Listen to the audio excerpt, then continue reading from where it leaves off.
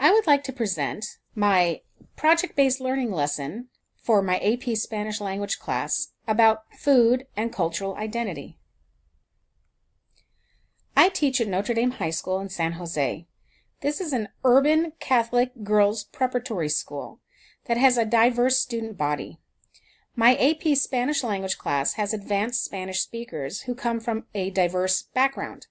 I have some students who are sophomores but speak Spanish at home. I have other students that are seniors and have only spoken Spanish in a classroom. Language proficiency levels vary from intermediate mid to advanced mid according to the ACTFL World Language Proficiency Benchmarks. In project-based learning, it is customary to start with a problem or a question.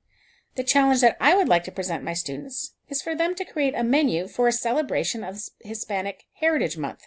The idea is for them to investigate, inform, and create a tasting experience for their colleagues of a variety of typical dishes from Spanish-speaking countries, with an evaluation of these dishes so that they can come up with a menu that shows the diversity of Spanish-speaking countries, that showcases dishes that are relevant and culturally rich, and that are recipes that are achievable for a modern teenage student. In this project, all of the ACTFL World Language Readiness Standards will be addressed. All 3 communicative skills will be used while students are engaged in this product. They will be using their interpretive communication skills through the research that they do while reading articles and watching videos about the dishes that they choose. They will also present in both written and spoken form the information that they have discovered about their dishes. And they will discuss within their groups as well as plan the project, engaging in interpersonal communication. Since this project is about foods from different cultures and the reasons why these foods are considered typical, they will certainly be researching deeply into cultures, making connections with other curriculum like social studies and math as they are making the dishes themselves. And then as they are discussing which dishes to include in the menu, they will be making comparisons. Because we are creating a tasting experience in the classroom, this will create community in the classroom while they are learning about Spanish-speaking communities outside the classroom. Process for this project would start with a whole class research activity into which dishes are considered typical of Spanish-speaking countries. We would gather this information on a Google spreadsheet so that everyone would have access to it. From there, in groups, students would then discuss which dish they would like to investigate.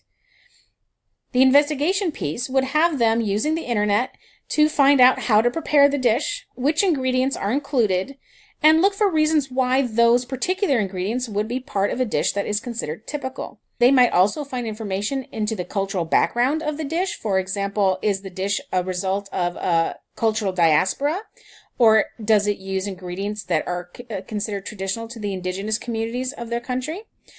Additionally, they could also discover the cultural significance of the dish because it might be used in certain events or holidays and traditions. When they move on to the creation stage of this project, students will present the information that they learned through an infographic, which will be displayed on the day of the tasting. They will also create a video showing the preparation of the food. To plan it, students will create a storyboard for their cooking video so that they can organize their thought process. They can either film the video or create a photo montage to show how the food is made, after which they will go through the process of editing this video. Finally, I would have as an optional activity for the student groups to prepare food for the class. The final day of the project, students will sample the food that has been brought in. As they are sampling the food, they will have an opportunity to read the infographics and watch the videos. This will give them the information so that they can have a conversation comparing the foods that they're trying, and they can make an evaluation on which foods they would include in their menu. Their evaluation will be based off of a rubric that measures the level of cultural information that's provided with the food, how easy it would be for students to create the food for their community celebration, and lastly, that the overall menu does represent a diverse array of Hispanic cultures. The last step of the evaluation process would be to create their menu. There are several places where students can reflect on their process, from the beginning when they decide which dish that they would like to investigate, to planning out how they are going to communicate the information in their cooking video, and then the final evaluation of the food. And lastly, I would have students evaluate what they learned in this process in terms of culture, but also in terms of language production. So to remind you, the student products in this project would be the infographic, the video, the tasting banquet, and the menu. Of course, since my class is a Spanish class, I would only be evaluating them for a grade on the Spanish language used in the infographic, video, and menu. Here you can see two examples that I would use to give students an idea of what I want. To the left is an example of an infographic talking about la tortilla. And you will notice that it has images, it has statistics, it has cultural information and nutritional information. This is the type of information that I would like students to be able to communicate to their classmates. Now, this is an authentic example made by a professional company about the tortilla, but it would give students an idea as to the product that I would like from them. To the right is a video made by my son about 10 years ago, and where he actually cooks dulce de leche for the video and intersperses information about Honduras while he is cooking.